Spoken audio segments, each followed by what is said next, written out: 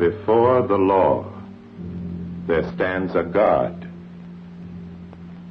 A man comes from the country begging admittance to the law.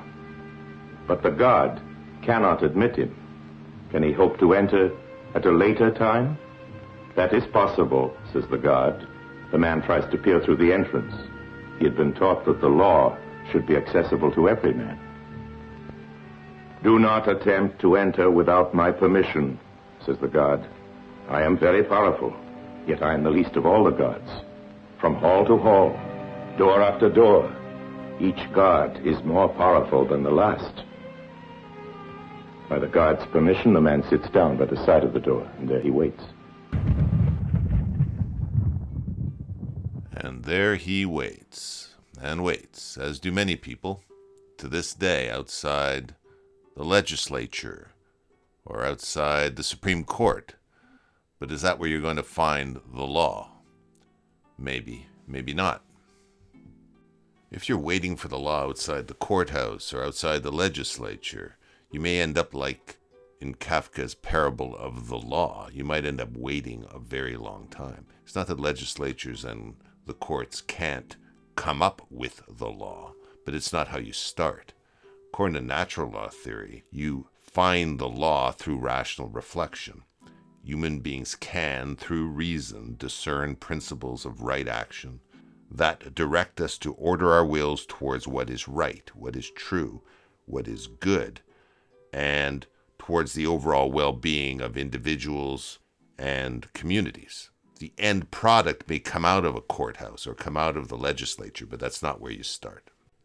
We will have to come back to what I think are the limits of this universalism in natural law theory, given our experience with pluralism and multiculturalism.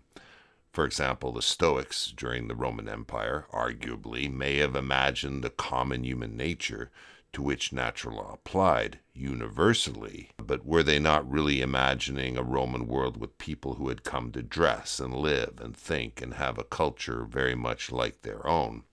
And of course, a world run by Romans. And as we know, the Roman Empire in the West, at least, didn't last long enough to see Rome rule the world, or even close to that. Now, it was Christianity's turn, and it was in Christendom that natural law came fully into its own thanks to the genius of St. Thomas Aquinas. Aquinas is generally regarded as the West's preeminent theorist of the natural law, a status arguably he still holds, or should still hold, to this day. Aquinas was born in present-day Lazio, Italy, in 1225, then in the Kingdom of Sicily. He studied at university in Naples, where he was introduced to Aristotle, and set out to assimilate the Greek philosopher's thinking into the fabric of Christian theology. We call this process, or the end product, scholasticism.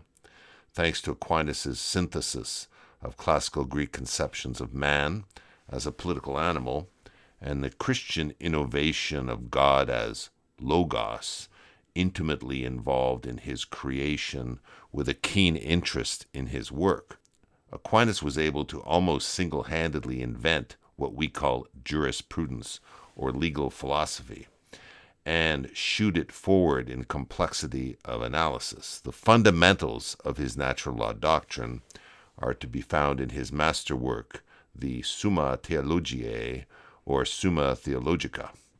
First of all, Aquinas rejected the early church's notion that law and government were rooted in sin, which would seem a pretty reasonable assumption these days, but I digress. Aquinas disagreed that law and government were therefore necessarily imperfect, which was, of course, a rather defeatist attitude. For Aquinas, a distinction had to be drawn between divine law, which could be known only by revelation, and natural law, which was wholly rational and which could be understood and interpreted by the light of unaided human reason.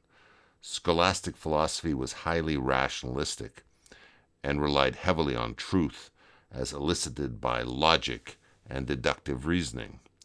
Where Aquinas stands apart from some modern-day or new natural law thinkers, sometimes called contemporary natural law thinkers, is having God as the starting point. Christianity was the system, but the key, I think, is to begin with a premise of God. And in this sense, Aquinas and Roman jurists like Cicero or Ulpian had much in common and came to many near identical conclusions about reality. Natural law was not a system of rules which covered the whole of human affairs. Some rules were morally indifferent and could be left to men to sort out, as Aristotle had argued. The rules of the road are a good example. It doesn't matter if you drive on the right or the left side, but the lawmaker has to pick one or the other as the law, or you have chaos.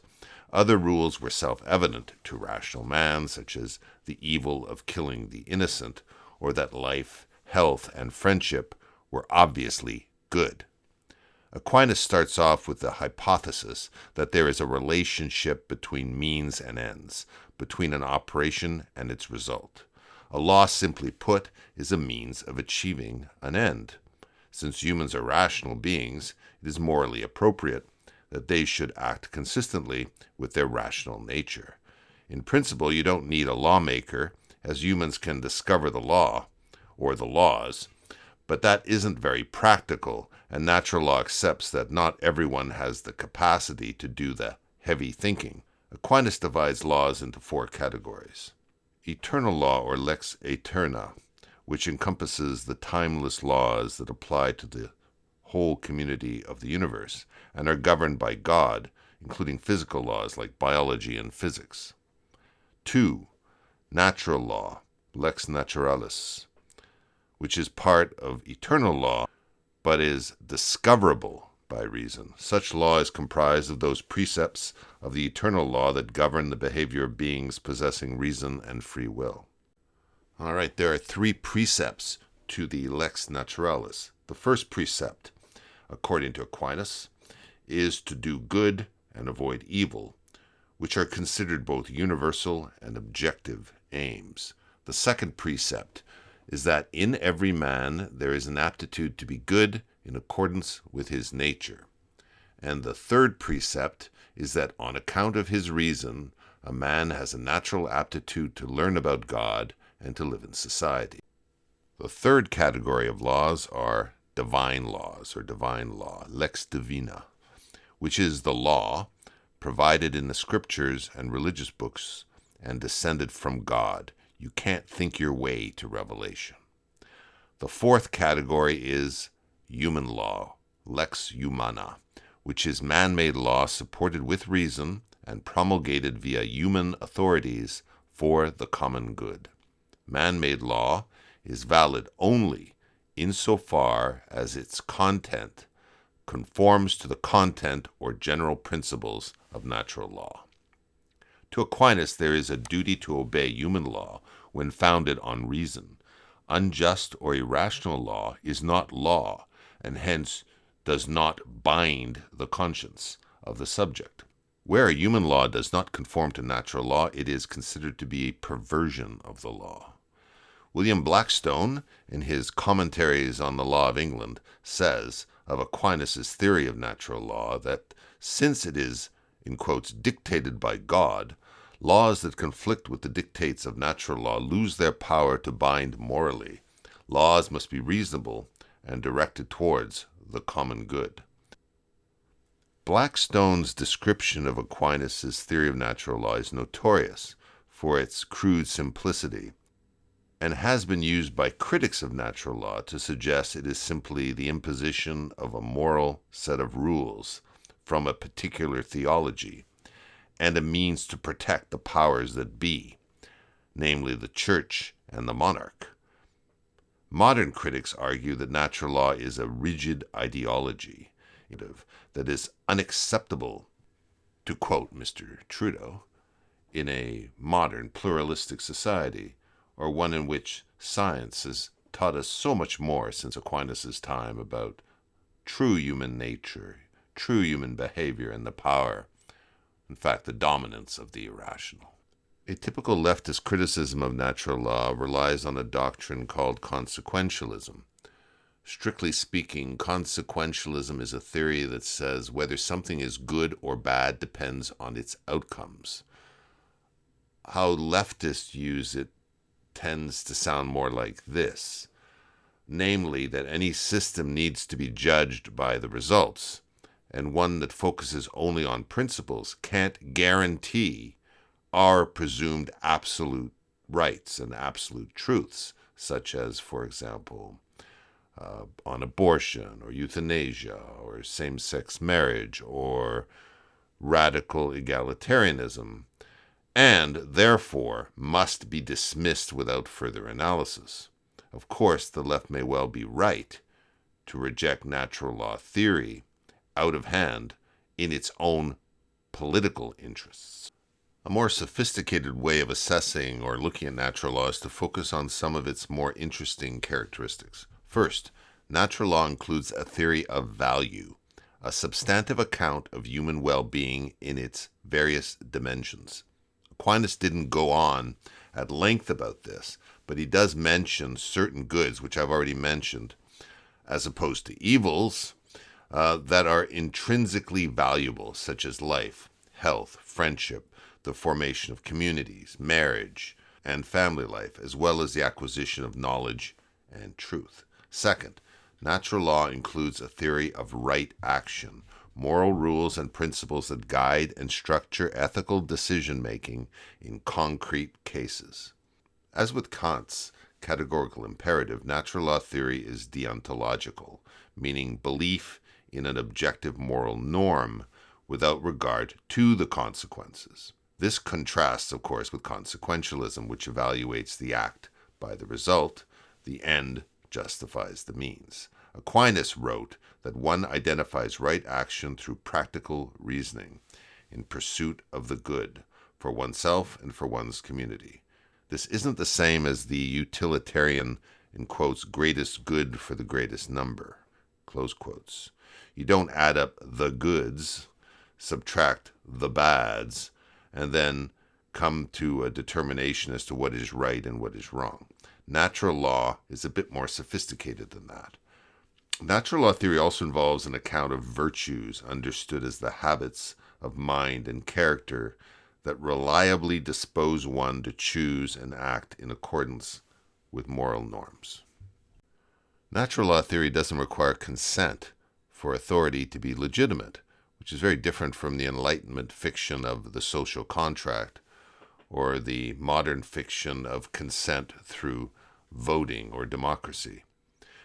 Traditionally, natural law theory viewed human beings as enmeshed within a web of authoritative communities like the family, religious communities, fraternities, or political associations whose legitimacy is not based on consent, but on an inherent connection to the common good. This recognizes the, in quotes, thronedness of our situation, to use a bit of Heidegger speak.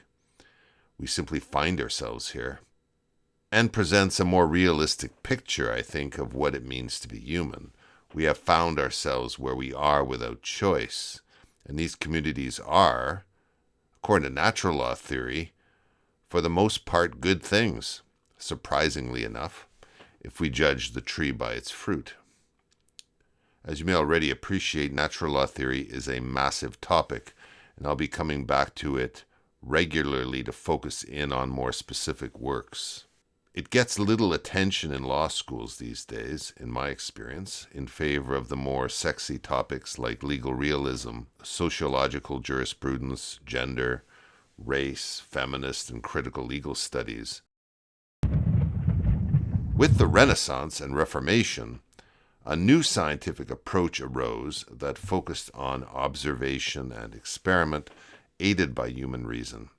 But as Lloyd points out in his text, The Idea of Law, far from leaving natural law in the rearview mirror, the new secularism turned out to be a golden age of natural law. But this is the break, I think, that exists to this day between the various theorists. Do we start with God or do we start with man? Natural lawyers take one side or the other and fit into three categories. One, Catholic or Thomist, who follow Aquinas pretty much to the letter to this day. Two, philosophical, which is more popular in Europe with Kant or neo-Kantian approaches to the realm of the moral law. And three, sociological, which uses advances in behavioral science to show that natural law was right all along.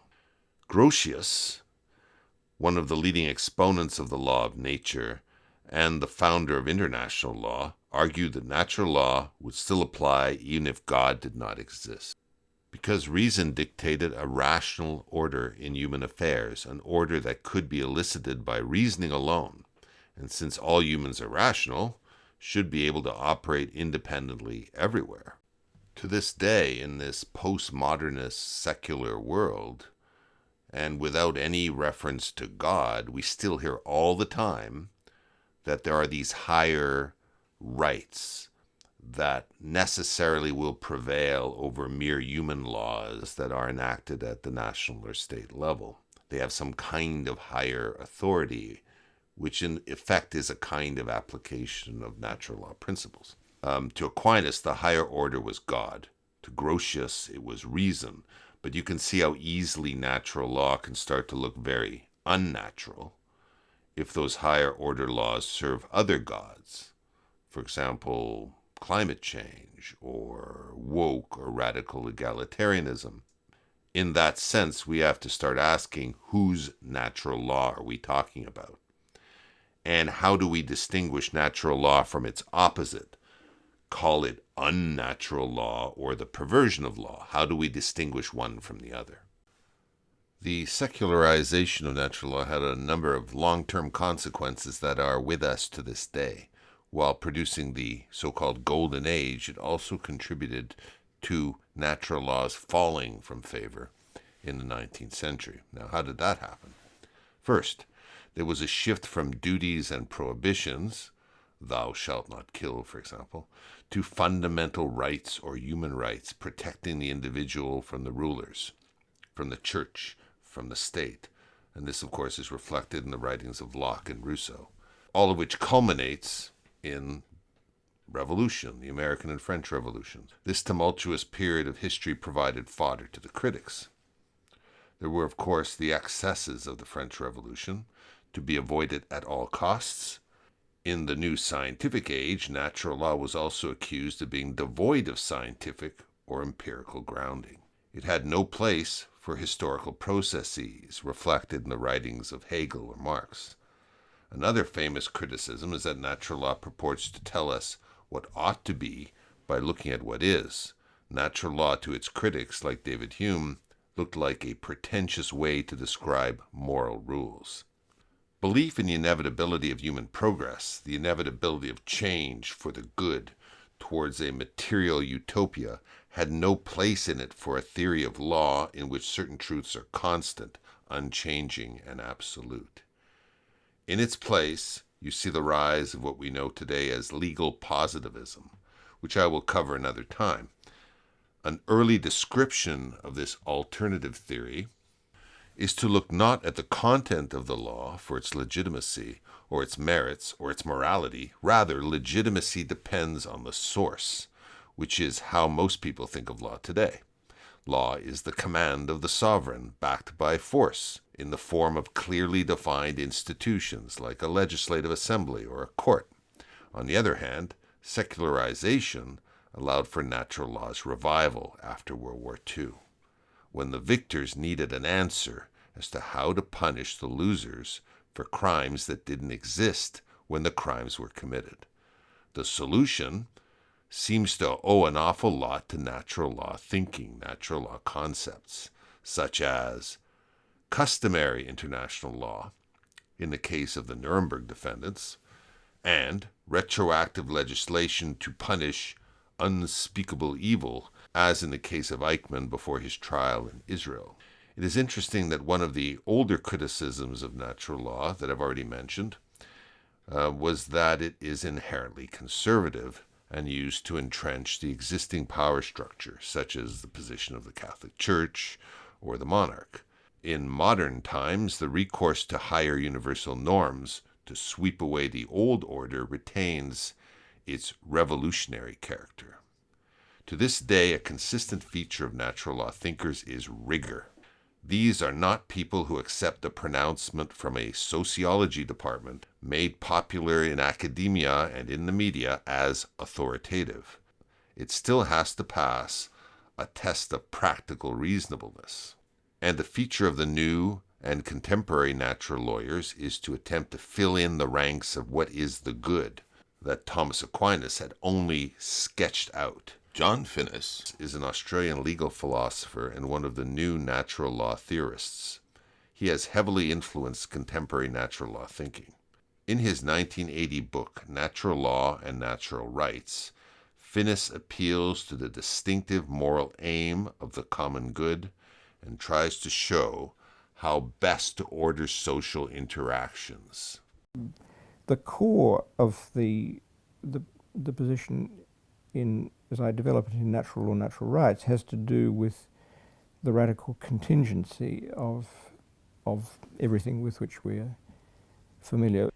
His theory emulates Aquinas in that he also claims that normative propositions about what law ought to be are not derived, as positivist critics claim, from bare descriptions of the natural world, descriptions of what is. It is more complicated than that. Finnis doesn't start with God or a particular theology. He argues laws are self-evident and founded on the fact humans have a common need for certain basic goods. He outlines the 7 basic goods, not to be confused with products, as follows. 1. Life and health. 2. Knowledge. 3. Play. 4. Aesthetic experience and the appreciation of beauty. 5. Sociability and friendship. 6. Practical reasonableness. In quotes, the basic good of being able to bring one's own intelligence to bear effectively in dealing with problems and shaping one's character, close quotes. 7. Religion, which he defines as a general concern for the order of the cosmos, human freedom, and reason. On that note, I will deal with his book, Natural Law, Natural Rights, in more detail, because he does deal with the God question, and it deserves more attention than I can give it here.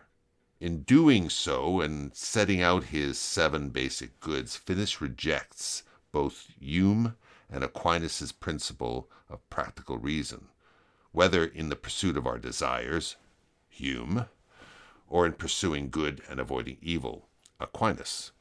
Instead, he adopts the Aristotelian approach of defining what we ought to pursue to have a good life. Of course, you can have a good life and not like people, and you can access moral truths, arguably, without engaging in any kind of thought puzzle or calculation. Many would say you just, in quotes, know it when you see it. Finnis nonetheless sets out 9 methodological requirements, that's a tongue twister, of practical reasonableness to enable us to make decisions about how to act, what basic goods to choose, and generally how to order our lives.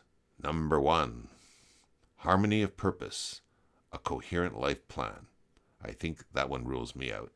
2, arbitrary preferences amongst values. 3, no arbitrary preferences amongst persons. 4, detachment from particular realizations of good, avoiding fanaticism. 5, fidelity to commitments, avoiding apathy and or fickleness. 6, efficacy within limits. 7, respect for every basic value. 8, respect for community and the common good. 9, following one's conscience and being authentic. One criticism that could be leveled at Finnis is that he focuses entirely on man's nature. To Finnis, no God is required. Is there no more to guide us than ourselves? What about our access to metaphysical truths, whatever they may be? What about the laws of nature themselves? Wouldn't these laws or truths outside of ourselves help guide us? Consider if we are really better off or closer to the law with longer lists of the good and tweaking the methods of our practical reasoning. This seems highly artificial, but quite apart from whether a philosopher can or should justify it, is it actually necessary? Most people who think critically, in fact, end up knowing without following any predetermined set of calculations, or by using tools that are difficult to put into words. Others, of course, just do what they are told, which brings us back to the question of universality. As our societies have expanded, so has the volume of laws and regulations.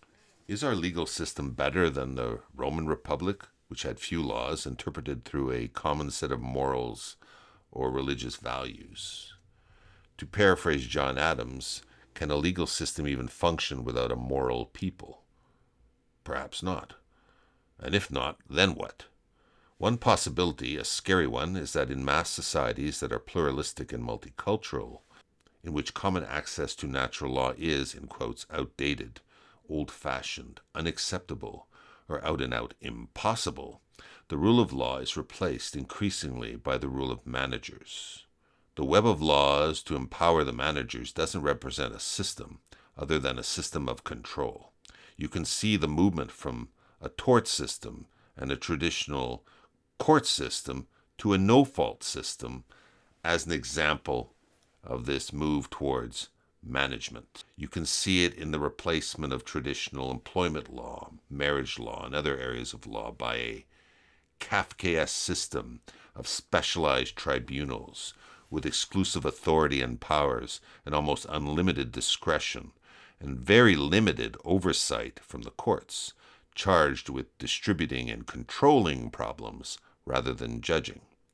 As Finis has written in Natural Law and Natural Rights, law is indeed a social order in which there are rulers and subjects, but it is to be distinguished from any social order in which rulers are exercising a managerial direction over the subjects.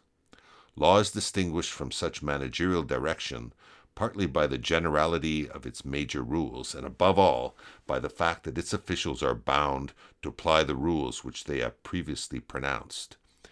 The modern official is a far cry from the one described by Cicero. The function of the state official is to govern and to issue orders that are just and advantageous and in keeping with the laws. Indeed, it can truly be said that an official is the speaking law, and the law is a non-speaking official. Besides, government is something supremely in accordance with the prescriptions of justice and with nature. For without government, no household can exist at all, and no community, and no nation, and not the human race itself, or the world of nature, or for that matter, the entire universe. For the universe obeys God, and is obeyed by the seas and lands, so that human life is governed by the law, which is universally valid. Now, where did we go wrong? Next time, legal positivism, which has become firmly entrenched as the dominant theory of the concept of law. Although critical studies are gaining fast, and legal realism is always lurking about. By the guard's permission, the man sits down by the side of the door, and there he waits.